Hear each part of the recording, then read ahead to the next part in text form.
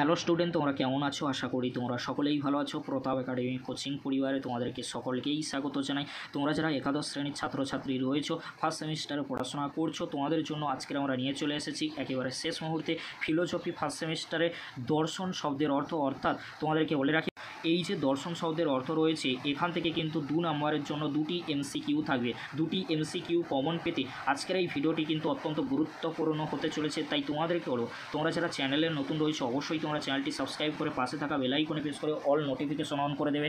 কেন বলছি? কারণ এটি কিন্তু প্রথম অধ্যায়, পরবর্তী অধ্যায়ের ভিডিওগুলি কিন্তু আসতে চলেছে। আমরা চেষ্টা করব পরবর্তীতে তোমাদের জন্য খুব তাড়াতাড়ি পরবর্তী ভিডিওগুলি নিয়ে চলে আসার, কারণ তোমাদের হাতে খুব একটা বেশি সময় নেই। তোমাদের জন্য আজকের এই ক্লাসটি অত্যন্ত গুরুত্বপূর্ণ। পরবর্তীতে তোমাদের জন্য খুব তাড়াতাড়ি পরবর্তী যে চ্যাপ্টারগুলি রয়েছে আমরা সমস্ত প্রশ্ন উত্তর ক্লাসের ভিডিও কিন্তু নিয়ে চলে আসবো। আজকের এই ভিডিওতে প্রথম অধ্যায় দর্শন শব্দের অর্থ, এখান থেকে 2 নাম্বার কিন্তু রয়েছে। 2টো এমসিকিউ থাকবে। 2টো এমসিকিউ অবশ্যই তোমরা কমন পেয়ে যাবে। ক্লাসটি তোমরা মন দিয়ে করো। কোন প্রশ্নগুলি আমি গুরুত্বপূর্ণ বলছি সেই প্রশ্নগুলি তোমরা দেখে নাও। আজকের এই ভিডিওতে যে প্রশ্নগুলি আলোচনা করব এটাই কিন্তু পার্ট 1-এর বা ফুল কোশ্চেন অ্যান্ড অ্যান্সারের ভিডিও তোমরা বলতে পারো, কারণ আজকের এই ভিডিওটি অত্যন্ত গুরুত্বপূর্ণ। প্রথম অধ্যায়ে সমস্ত প্রশ্ন কিন্তু আজকের এই একটি ভিডিওতে তোমরা পেয়ে গেলে। তোমরা ভালো করে প্রশ্ন উত্তরগুলি দেখে নাও। ফার্স্ট প্রশ্ন, দর্শন শব্দের উৎপত্তি হয়েছে সংস্কৃত কোন ধাতু থেকে? দৃশ ধাতু থেকে। ফিলোসফি শব্দের ব্যুৎপত্তিগত অর্থ কি? জ্ঞানের প্রতি অনুরাগ।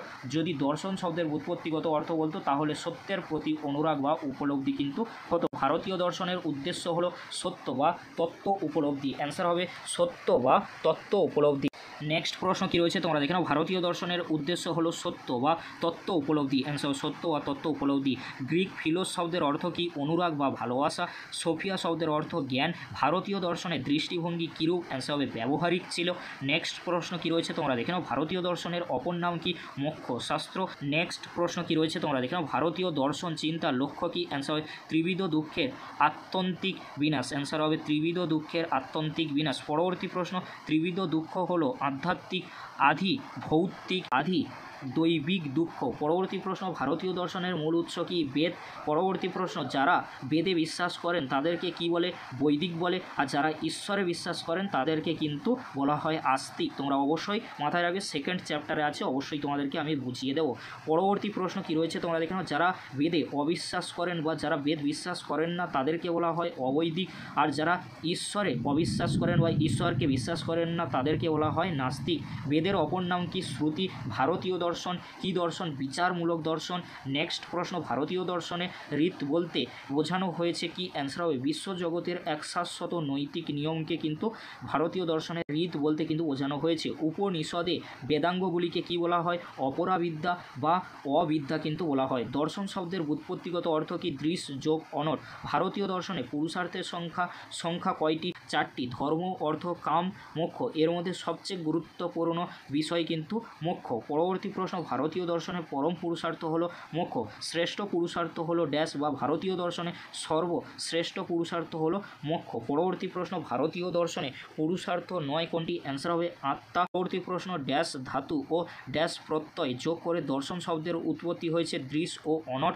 ভারতীয় দর্শন হলো ড্যাশ ও ড্যাশের সমন্বয়, চর্চা ও চর্চার কিন্তু সমন্বয়। ভারতীয় দর্শনের অন্যতম বৈশিষ্ট্য কি? সত্যের প্রতি একনিষ্ঠ হওয়া। মন্ত্র, ব্রাহ্মণ, আরণ্যক ও উপনিষদ এগুলি কার অংশ? বেদের কিন্তু 4টি অংশ রয়েছে, মন্ত্র বা সংহিতা। তোমরা অনেকেই কিন্তু ভুল ভাববে যে মন্ত্র রয়েছে, সংহিতা তাহলে কোথায়? মন্ত্রের অপর নাম কিন্তু সংহিতা, অবশ্যই তোমরা মাথায় রাখবে। বেদ কয়টি? বেদ কিন্তু 4টি। ঋক, তারপর যজু, সাম আর অথর্ব, 4টি বেদ। এবারে তোমাদেরকে বলে রাখি, বেদের বিভাগকর্তাকে ব্যাসদেব বা বেদ ব্যাস। পরবর্তী প্রশ্ন, উপনিষদ শব্দটির অর্থ কি? ব্রহ্মজ্ঞানের জন্য গুরুর সামনে নিবিষ্ট চিত্তে কিন্তু বসা। জ্ঞান লাভের পদ্ধতিকে কি বলে? প্রমাণ বলে। ভারতীয় দর্শনে যথার্থ জ্ঞানের বিষয়কে কি বলে? প্রমেয় বলে।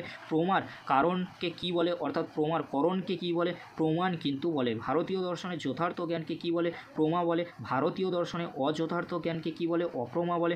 জ্ঞানের কর্তাকে কি বলে? প্রমাতা বলে। অবশ্যই তোমরা এই প্রশ্নগুলি ভালো করে দেখে রাখবে, কারণ প্রমাতা, প্রমেয়, এছাড়াও প্রমা অপ্রমা অত্যন্ত গুরুত্বপূর্ণ, প্রমাণও অত্যন্ত গুরুত্বপূর্ণ। পরবর্তী প্রশ্ন, ফিলোসফি শব্দের উৎপত্তিগত অর্থ কী? জ্ঞানের প্রতি অনুরাগ বা সত্যের প্রতি কিন্তু অনুরাগ তোমরা বলতেই পারো, কারণ দর্শন শব্দের উৎপত্তিগত অর্থ কিন্তু সত্যের প্রতি অনুরাগ বা ভালোবাসা। মোক্ষ লাভ ভারতীয় দর্শনের প্রধান লক্ষ্য বলে একে ড্যাশ বলা হয়, মোক্ষবাদী কিন্তু দর্শন বলা হয়। পাশ্চাত্য শব্দ ফিলোসফি শব্দের অর্থ কী? জ্ঞানাশক্তি। এই ছিল আজকের আলোচনা। এটি কিন্তু প্রথম অধ্যায়ে গুরুত্বপূর্ণ এমসিকিউ প্রশ্ন উত্তর। পরবর্তীতে তোমাদের জন্য খুব তাড়াতাড়ি সেকেন্ড চ্যাপ্টারের ক্লাস ও এমসিকিউ প্রশ্ন উত্তর নিয়ে হাজির হব। ভিডিওটি দেখার জন্য তোমাদেরকে অসংখ্য ধন্যবাদ।